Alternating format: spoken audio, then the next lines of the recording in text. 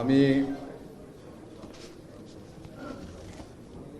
কেন রাজনীতিতে আসলাম সেটি একটু বলতে চাই। ৩২ বছর আমি নিরাপদ সড়ক চায়ের আন্দোলন করেছি। এই ৩২ বছরে যে কয়টা সরকারকে আমি পেয়েছি, সেই সরকারের তাদের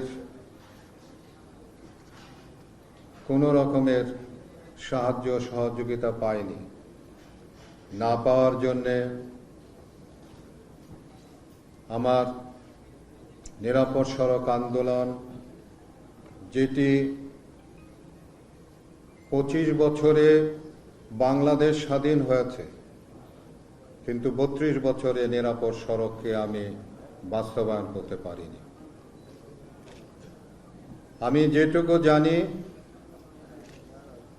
এই ৩২ বছরে আমি বিভিন্ন দেশে বিদেশে সেমিনারে অংশগ্রহণ করেছি।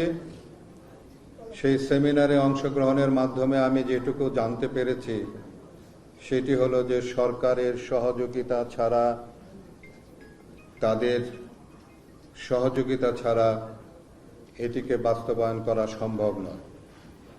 রাজনৈতিক সদিচ্ছা ছাড়া সম্ভব নয়। তো যে কারণের জন্যে এই ৩২ বছরে আমি রাজনৈতিক সহযোগিতা আমি পাইনি।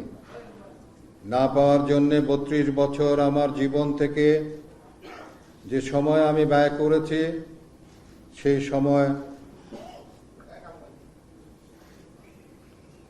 সেই সময়টি আমার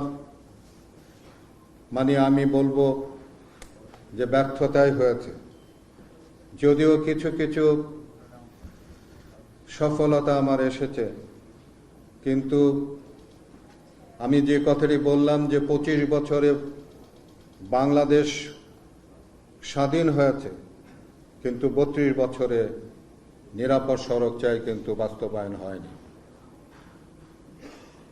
আমি নিরাপদ সড়ক চায়ের সঙ্গে যুক্ত থেকে যেভাবে সততার সঙ্গে এদেশের মানুষের জন্য কাজ করেছি, ঠিক তেমনি ভাবে আমি এই রাজনৈতিক দলের সঙ্গে যুক্ত হয়ে আমি আপনাদের জন্যে, এ দেশের জন্যে সততার সঙ্গে আমি কাজ করতে চাই।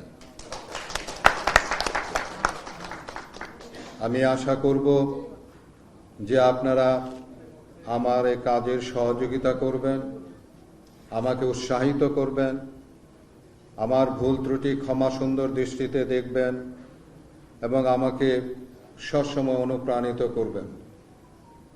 আমি এই বলে আজকে আমার জনতা পার্টির সঙ্গে যুক্ত অন্যান্যরা যারা আছে তাদের নাম আমি ঘোষণা করছি। চেয়ারম্যান হিসাবে ইতিমধ্যে আপনারা জানতে পেরেছেন যে আমার নাম ঘোষণা করা হয়েছে।